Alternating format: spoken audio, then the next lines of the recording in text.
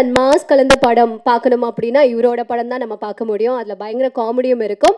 அது மட்டும் இல்லாமல் இன்றைக்குமே வந்து 2 டிகேட்ஸ் ஆனாலும் திரும்பி பார்த்தாலும் படையப்பா ஃபார் எக்ஸாம்பிள் இன்றைக்கி வாவ் ஒரு அமேசிங் மூமெண்ட் வந்து கொடுத்துட்டே இருக்குங்க.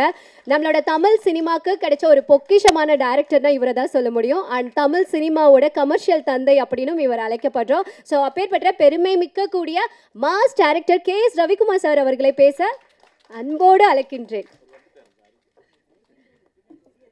அனைவருக்கும் வணக்கம். கமர்ஷியல் சினிமா தந்தையா, ஏற்கனவே தந்தை கேரக்டர்ஸ் தான் பண்ணுறேன். ஒரு 35 வருஷத்துக்கு முன்னாடி போகிறேன். ஒருத்தர் சுத்த தமிழ் ஆரம்பித்த உடனே போச்சுறான்னு ரொம்ப நேரம் ஆகும்னு நினச்சேன். அவர் அவ்வளோ குவிட் பண்ணிட்டார். இல்லை, ஒரு வேலை இருக்குது, ஒரு மீட்டிங் இருக்குது, அதனால் கொஞ்சம் சீக்கிரம் போகணுன்னு சொன்னேன். இல்லை, அப்போ வந்து நான் அசிஸ்டன்ட் டைரக்டரு. நல்ல ஃபேமஸான டைரக்டர்ஸினுடைய குரூப் அசிஸ்டன்ஸு அவங்கெல்லாம் பந்தாவாக தெரிஞ்சிட்டு இருந்த காலம். இந்த நம்ம டிரைவ் அண்ட் உட்லாண்ட்ஸுக்கு போனால் ஒரு சைடில் பாரதிராஜ் சார் யூனிட்டு, ஒரு சைடில் ஆர் சுந்தரராஜன் சார் யூனிட்டு, இந்த அனுமோகன் அவங்க, இந்த ராஜேந்திர குமார் பயங்கர, அதாவது அவங்கெல்லாம் சக்ஸஸ்ஃபுல் டைரக்டர்ஸுடைய அசிஸ்டன்ஸு. ஆமாம், இப்படி தான் காலர் தூக்கி போட்டு நம்மளாம் அந்த பக்கம் போனாவே மதிக்கவே மாட்டாங்க. நம்ம ஏதோ சின்ன சின்ன படங்கள்லாம் பண்ணி அந்த படமே ரிலீஸ் ஆகாது, அந்த மாதிரி ஸ்டேஜ். அப்போது இவங்ககிட்டலாம் வந்து போய் சான்ஸ் கேளுங்கன்னு சொல்லுவாங்க. எனக்கு வெக்கமாக இருக்குப்பா, முடியாதுப்பா, அதெல்லாம் முடியாது. ஏன்னா நான் ஃபிலிம்ஸ் எக்ஸ்போர்ட் பண்ணிவிட்டு அப்படியே அசிஸ்டன்ட் டைரக்டர் மாதிரி ஒரு இதில் இருந்தேன். அப்போது ரங்கராஜ் சாரோடைய அசிஸ்டண்ட் வந்து நான் நாகேஷ் சார்கிட்ட ஒரு படம் பண்ணும்போது அந்த எடிட்டிங் ரூமில் ரங்கராஜ் சார் பார்ப்பேன், ஆர் சுந்தரன் சார் பார்ப்பேன். அப்புறம் ரங்கராஜ் சார்கிட்ட இருந்தவர் தான் ராமதாஸ். அவர் என்னை கூப்பிட்டாயோ நாகேஷ் சார்கிட்ட ஒர்க் பண்ணும்போது பார்த்தீங்க, நல்லா ஒர்க் பண்ணுறேன், என்கிட்ட படம் நான் ஒரு படம் பண்ணுறேன் பண்ணுங்க அப்படின்ட்டு 1000 பூக்கள் மலரட்டும் போய் ஒர்க் பண்ணேன்.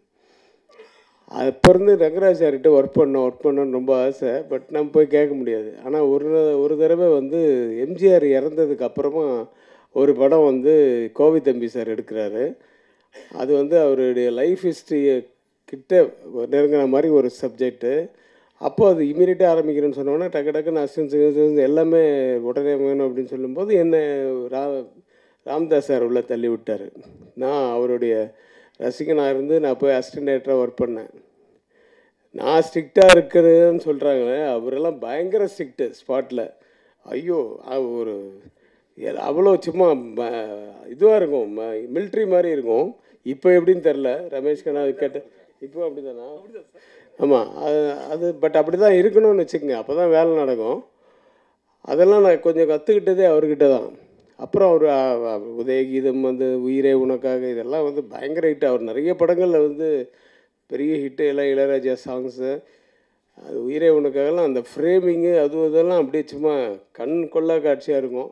அந்த மாதிரி தான் இந்த சாங்கில் கூட நிறைய இப்போ காட்சிகள், நிறைய ஷார்ட்ஸ் வந்து ரொம்ப அற்புதமாக இருந்தது. சாங்ஸு நல்லா பண்ணியிருக்கீங்க மிஸ் சுந்தர் சார். இந்த வாழ்த்துறதுக்கு எனக்கு வயசு இல்லை. ரங்கராஜ் சாரை போய் நம்ம வாழ்த்த முடியுமா? நான் வந்து ஒரு ஸ்டூடெண்ட்டாக வந்தேன்.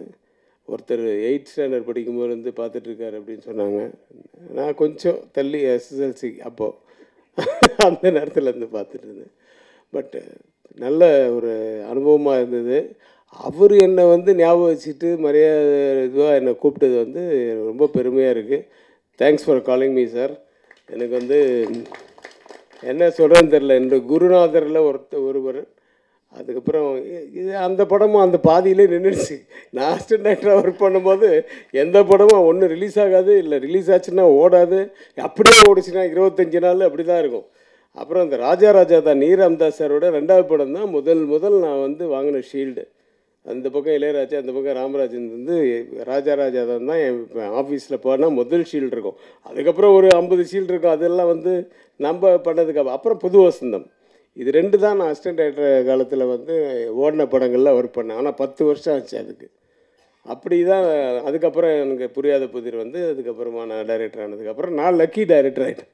என் படத்தில் நடிக்கிறவங்க வந்து அவங்க பிஸி ஆகிடுவாங்க.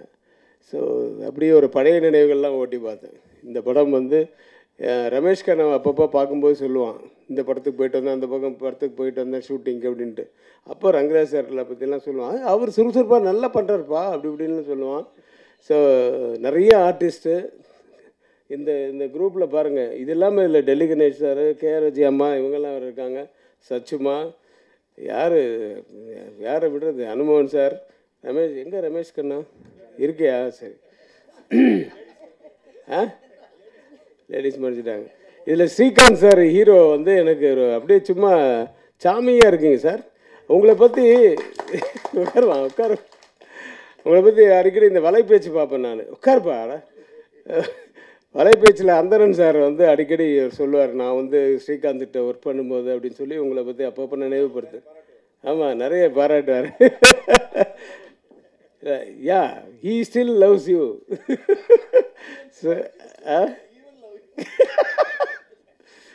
ஸோ அதில் அடிக்கடி ஸ்ரீகாந்த் ஞாபகம் வந்துட்டு போவார். பட்டு நல்ல நடிகர், அவருக்கு நிறைய படங்கள் வரணும். இந்த படம் அது ஒரு பிள்ளையார் சுழியாக இருக்கட்டும், இதுக்கப்புறம் கண்டினியூஸாக அவர் பிஸியாக இருக்கணும்னு வேண்டிக்கிறேன். இந்த படம் பாடல்கள் மட்டுமல்ல, படமும் மிகப்பெரிய வெற்றியடைய எல்லாம் வல்ல இறைவனை பிரார்த்தித்து நன்றி கூடி விடைபெறுகிறேன். நன்றி. இந்த மாதிரி இன்னும் பல சுவாரஸ்யமான விஷயங்களை தெரிஞ்சுக்க டிஎம்டி சினிமா சேனலை சப்ஸ்கிரைப் பண்ணுங்க.